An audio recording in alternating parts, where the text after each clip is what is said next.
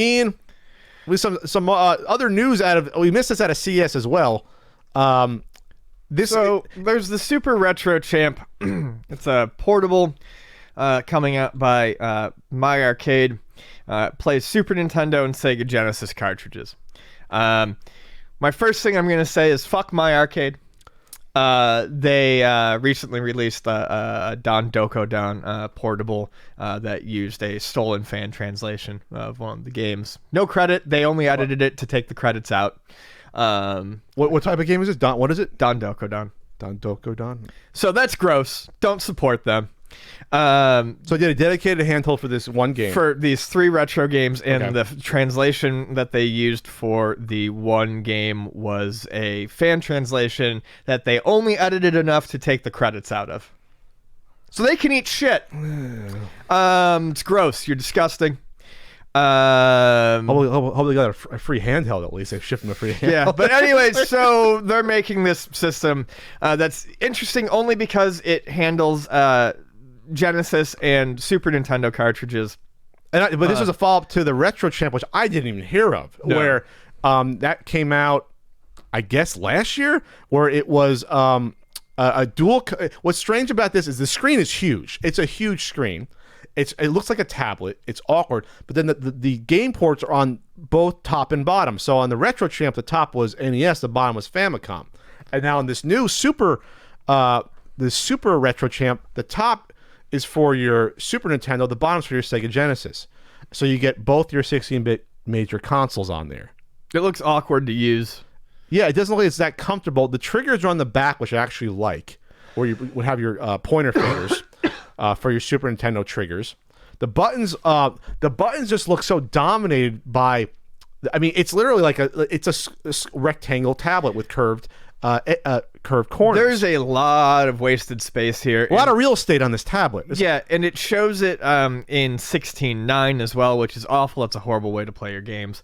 I would hope that there's an option that lets you put it to 4:3. I'm sure they would have to do that. But even then, that when you put it in 4:3, it's just going to accentuate how much space there is on this thing. It's a 7-inch screen, according to this article. I'm having a tough time picturing this being comfortable to use. I don't know. 7-inch screen. That's gigantic for one of these. Looks like they release a lot of junky trash. There's a kickstand on the back, I guess, to stand up because there's an HDMI out on the back to have it play on a TV. This thing looks gigantic. This does not look small. This is a big. Looks like it's taller than looks like the Switch. Maybe not as wide as the Switch. Maybe almost as the Switch. Postulating in this article, Gizmodo, about the battery life being that the screen is giant screen. This is like the biggest screen I've seen on one of these aftermarket retro handhelds here. But they promise 7 hours of gaming. Okay, eating up those batteries, or is it gonna be rechargeable? That would be rechargeable. Okay, that's good.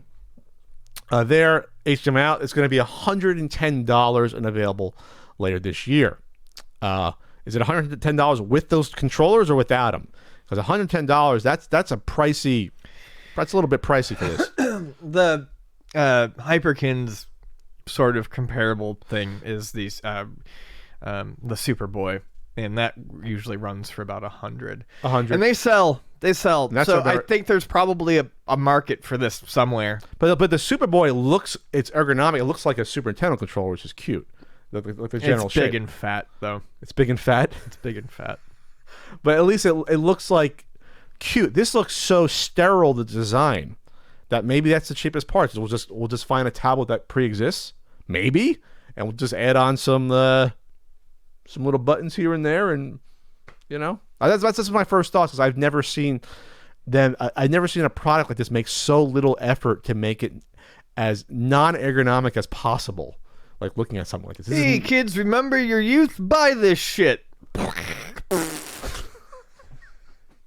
But that's all nostalgia, Ian. Fucking dump on an assembly line. That's every Funko Pop that ever came out. Let's remember. I know.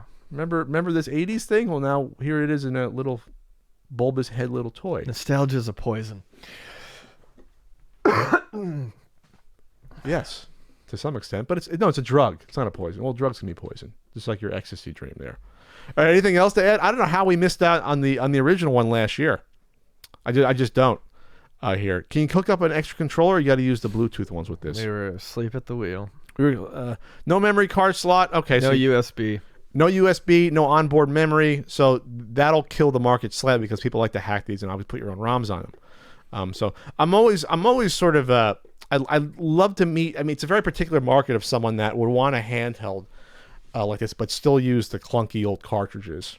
Because then it's not really portable at that point. You can't put it in your book bag and take a bunch unless you have a flash card. You're not going to be putting your 10 Super Nintendo games in a backpack. We're kind of. I feel like I'm surprised that the Superboys even sell. That's been out for like what, 6 years? They've got a bunch of revisions of it. Okay. But yeah, we're kind of beyond that point where like there was a point in time where that was very neat having these portables that play the extra cartridges, the actual cartridges. But we're past that. I feel like we've moved past it. Oh, it's been out. Superboy's been out for only 3 years. I thought it's been longer than that. It was, I think, 2016. It's been out there. Okay. And you can get a Superboy on Amazon. They're $130 on Amazon. I've seen them at $100. $130 on Amazon? On Prime. I don't know who the seller is, but it's $130 Prime. The most recent revision is the black gold, and I know we have it for $100. Okay. And the only plays one console, not two. It sure does. Right? Oh. They have an adapter for Game Boy Advance in that or no? Whatever. It's all trash. All right. Moving on.